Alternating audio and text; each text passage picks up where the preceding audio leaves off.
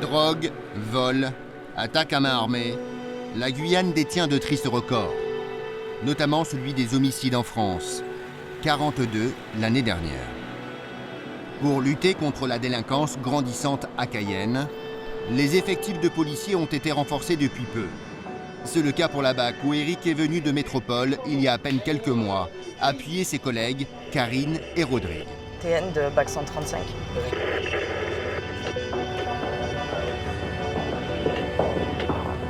Je suis parti, ça fait 16 ans de gun. Je suis parti en 2001 pour l'armée et après j'ai passé le concours et là je suis rentré grâce à la police. Donc oui, en 16 ans ça a changé, hein. Les têtes ont changé, la mienne déjà a changé. Beaucoup me connaissent déjà de vue parce que de par avoir vécu en Guyane.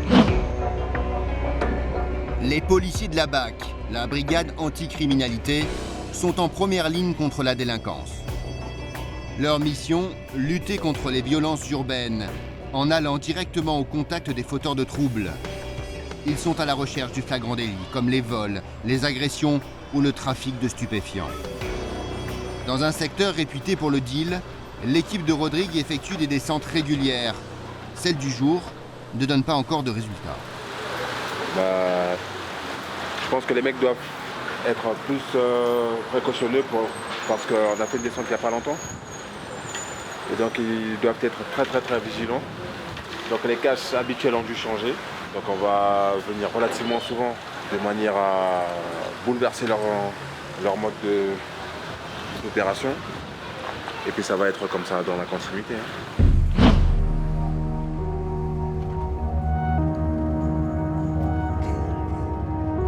J'ai toujours été policier en Guyane.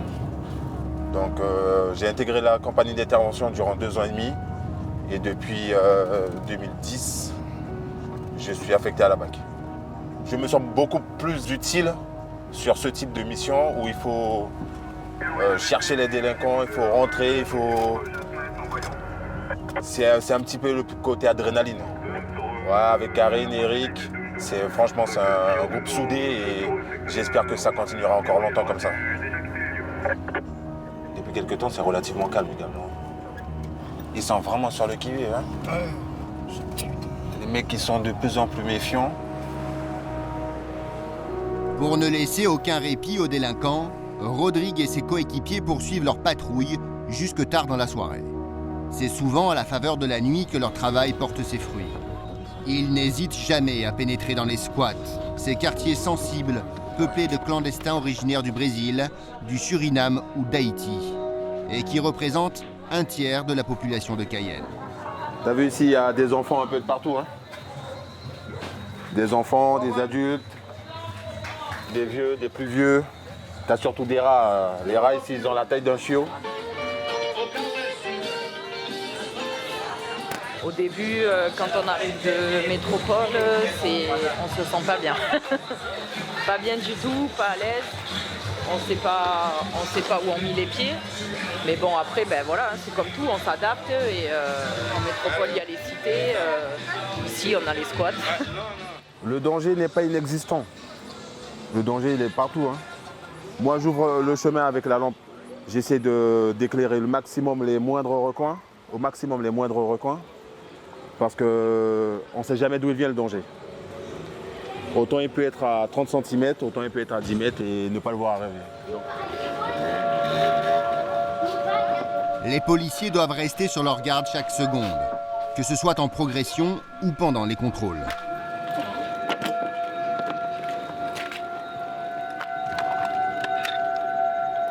Et ça c'est quoi ça? Ça, mon... Oui, mais j'ai bien vu que c'est une montre. Tu l'as acheté où la montre? T'as la facture? T'as quelque chose? C'est à mon tati. C'est à toi, à ta tati? Oui. T'es mécanicien aussi? Vous êtes tous mécaniciens ici, il n'y a que ça.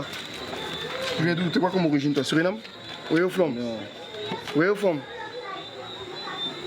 Je n'ai pas compris beaucoup. Tu parles quelle langue? Portugais? Tu parles quoi? Espagnol. Espagnol? Ah non, d'accord. On pas espagnol. Voilà. Souvent ça sert pour réparer, puis après il casse un morceau et puis ça sert à faire autre chose, quoi. Okay.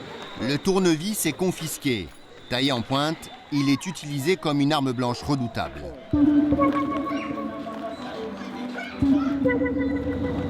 Le mec il me dit qu'il a un souci avec un mec d'une autre communauté, donc du coup il marche avec ça parce qu'il a des craintes. Donc les mecs ils ont pour habitude de tailler des tournevis, c'est plus discret qu'un couteau, parce que si un fonctionnaire ne prête pas attention, il verra juste le bout, il se dira bon c'est un tournevis, il le laissera. Mais voilà. C'est des mecs généralement qui ressortent de prison où ils ont l'habitude de fonctionner avec ça à l'aide de brosse à dents. Donc dans la rue c'est un peu plus solide. Vous voyez bien, c'est un tournevis. Hein. Donc ils s'amusent à frotter ça avec des meules, des fois une lime, à les rendre relativement pointus. Et ça, dans la chair, ça fait pas de blague, hein, du coup. C'est imparable. Une fois que c'est rentré dedans, ça laisse pas mal de séquelles. Et les mecs savent où envoyer ça. Pas devant les barres. On va reprendre le sens interdit là-bas à droite. Parce que là, on va prendre trop de temps pour passer. Braque à fond, braque à fond.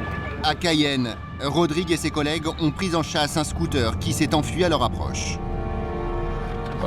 Va savoir, ça doit être un petit couillon qui doit pas avoir son permis ou juste parce qu'il n'était pas casqué. Il a refusé le contrôle. Donc petit passage sur la 2x2 voies. Retour vers le centre-ville et là on le perd. Le jeu du chat et de la souris a commencé. Tombée de la nuit, les mecs nous reconnaissent à distance. Ils vont s'amuser à faire ça très souvent. Généralement c'est des mecs qui sont soit calibrés, soit chargés en produits stupéfiants. Et ils vont tout faire pour ne pas se faire contrôler. Mettre la vie de notre citoyen en danger, la leur en danger. Si on arrive à les suivre pendant un moment, la pression qu'ils ont du fait qu'on reste derrière eux, en fait, ça nous amène à la faute. Mais bon, après, s'ils sont dans leur quartier qu'ils connaissent bien, ils arrivent à nous semer, puisque dans les petits chemins comme ça, nous, en voiture, on ne peut pas passer. Donc c'est peine perdue. Attends. Les policiers de la BAC contrôlent tous les rassemblements de jeunes. Plus particulièrement la veille du week-end, où les débordements liés à l'alcool et la drogue créent des troubles à l'ordre public. La fouille est systématique car une arme est vite sortie. Eric a travaillé en région parisienne toute sa carrière. Pour la première fois, il exerce dans sa ville d'origine à Cayenne, qu'il connaît parfaitement. C'est un quartier qui s'appelle La Crique dit Chicago, un quartier très sensible de Guyane. C'est souvent où il y a des jeunes, voilà, ils ont l'habitude de se mettre dans des coins de rue, entre guillemets, voilà, de fêter le week-end comme ils annoncent. Donc, des fois ça peut être tendu, donc beaucoup de points de passage, beaucoup de ventes de drogue aussi qui se font dans les différents angles de rue. Donc on est là à chaque fois pour montrer qu'il y a une présence policière et voilà. Donc nous on est là, on va montrer que force reste à la loi, on lâche pas le terrain et est toujours présent. Il y a un peu de tout, il y a du créole, il y a du georgetonien, il y a de l'haïtien. Là je parle en créole pour certaines personnes qui comprennent bien le créole, d'autres il faut parler des fois en anglais, d'autres des fois en taki-taki, donc c'est le nom du fleuve. C'est vraiment multilingue, il faut vraiment avoir une palette de langage de manière à pouvoir se faire comprendre. Donc voilà. En fouillant la sacoche d'un adolescent, Eric va y trouver une drôle de surprise. On va monter tout ce paquet dans les dos. Comment? On va monter tout le temps, on va monter presque dans les dos. À qui ça qui en a? À qui ça qui là? C'est une pécane. À qui ça? C'est pécane, regarde. Et alors, tu viens droit quelqu'un dans les dos? Non? Allez, donc ça t'aura fait que ça? Ouais.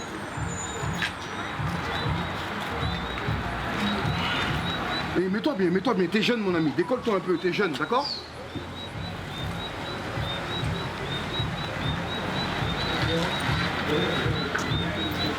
T'es plus bête que la moyenne ou quoi? Tu comprends pas quand on te parle ou quoi? Je te demande si t'as quelque chose d'illicite sur toi. Je demande à toute l'équipe qui était devant toi, tu peux pas répondre un peu avant quoi? Ça a le temps de m'énerver pour rien, tu vois, j'ai pas que ça à foutre.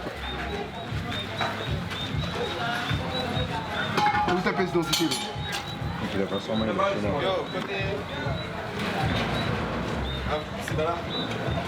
C'est un regroupement qui est assez sporadique. Beaucoup de jeunes se mettent au niveau des coins des libre-service pour pouvoir, voilà, ils passent leur week-end ici. Et ça génère un tapage et en même temps une nuisance. Donc c'est ça le gros problème. Et dans le même temps, donc, tous les mecs qu'on a amenés à contrôler, certains n'ont pas de papier pour être en Guyane, puisqu'ils passent via le Brésil, via le Suriname, pour pouvoir rentrer de ces pays-là, ils arrivent directement. Donc c'est assez compliqué de genre, vérifier leur identité. Et ça c'est complexe. Ça c'est complexe parce qu'ils n'ont pas de papier sur eux. Donc c'est plus facile de dire qu'on s'appelle X que de donner une pièce d'identité. Donc c'est le problème guyanais. Ça. Alors c'est quoi ton adresse? Voilà, franchement, je vous dis, je l'ai oublié. Tu as oublié ton adresse? Quel âge tu as? 15 ans. Est-ce que tu sais l'âge que j'ai? Non? Alors déjà, tu te tiens droit devant moi. Et quand je te pose une question, tu réponds. Parce que je suis pas ta petite copine. Je suis pas ta copine de classe. Si tu vas encore à l'école. Ok? Donc tu n'as pas de pièce d'identité sur toi. Pourquoi? Pour pas le faire. Pardon? Pour pas le faire. Pour pas le perdre? Est-ce que tu sais que tu dois avoir une pièce d'identité sur toi? Bah donc tu n'obéis pas. Pourquoi tu ne sais pas?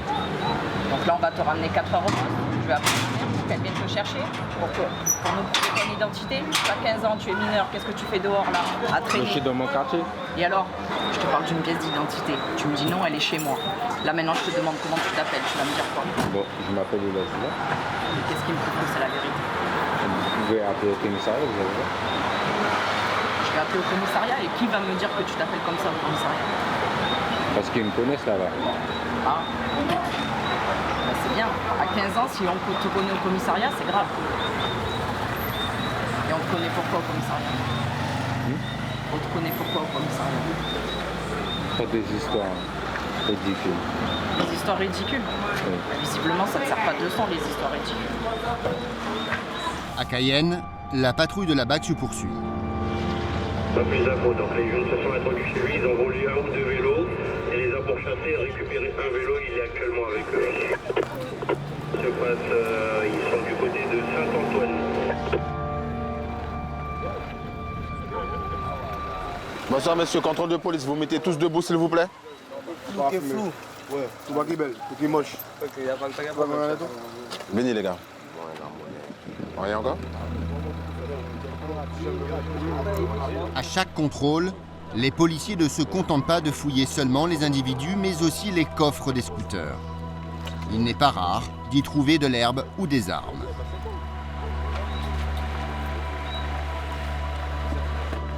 Les environs sont aussi passés au peigne fin. Les caches des dealers sont parfois très improbables.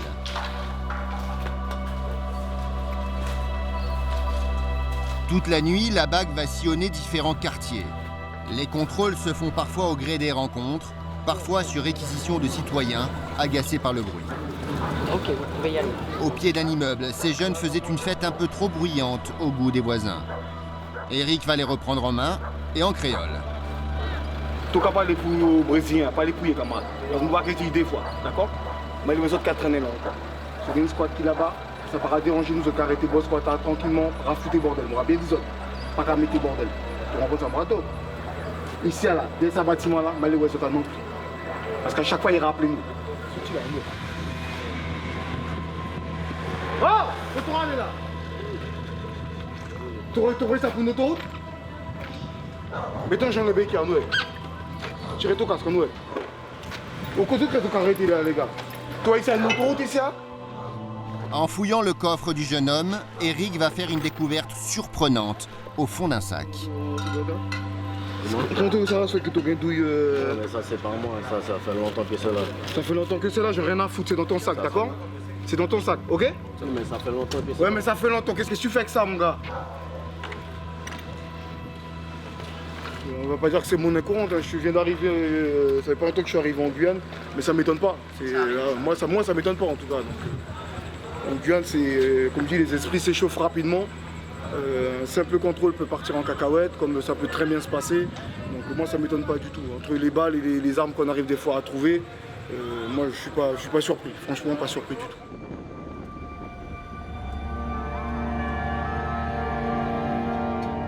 Une fois de plus, un scooter vient de refuser le contrôle et fuit à l'approche des policiers. Ils le prennent immédiatement en chasse. Est-ce qu'on a un véhicule dans le secteur de la rénovation?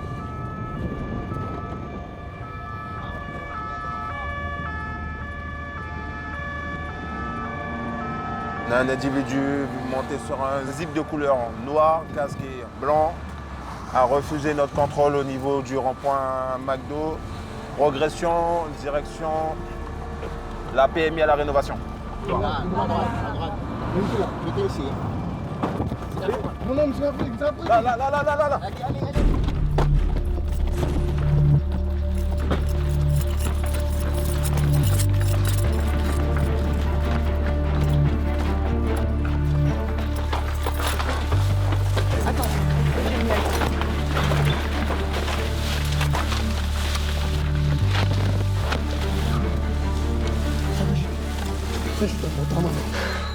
Comment t'es le palpitant?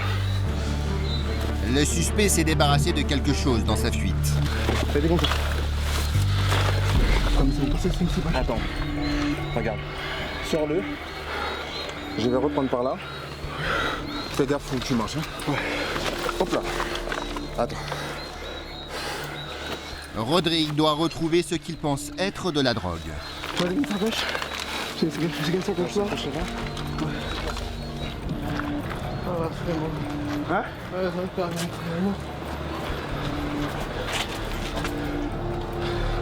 Il a redoublé. Regarde. Tout bien dans les dos? Non. Tout ça t'au bâti alors? Tout ça t'au bâti? Parce qu'on m'a passé l'argent en fait. Il battait sur la jambe?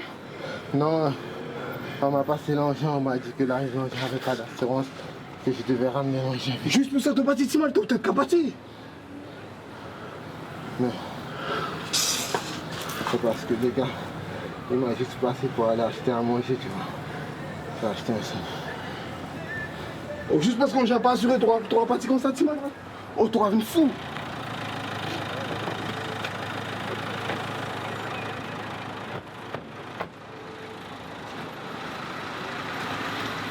Le Kitty est parti juste parce que son scooter n'est pas assuré. Mais toi, bien là. De toute façon, tu l'as volé maintenant le scooter. Donc au moins c'est réglé.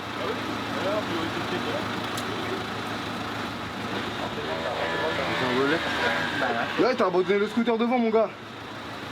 Tant pis pour toi. C'est pas à moi en fait. On a rien à foutre.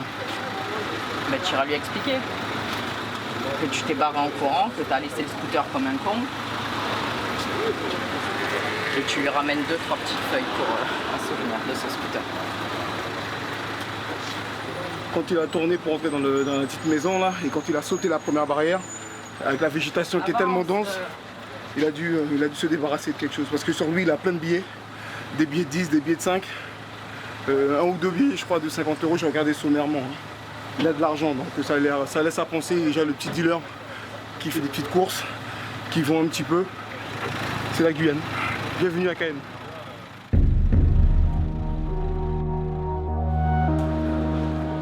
Le dealer présumé est emmené au poste, mais avec seulement quelques billets et du résidu de cannabis dans ses poches, l'officier de police judiciaire ne pourra retenir contre lui qu'un simple délit de fuite. Il sera rapidement relâché. Grosse déception pour les policiers. Non, satisfait, non, du tout pas. Parce qu'ils mettent la vie d'autrui en danger, donc on met également nos vies en danger pour sortir avec très très peu de produits stupéfiants. Moi en tout cas je suis pas content.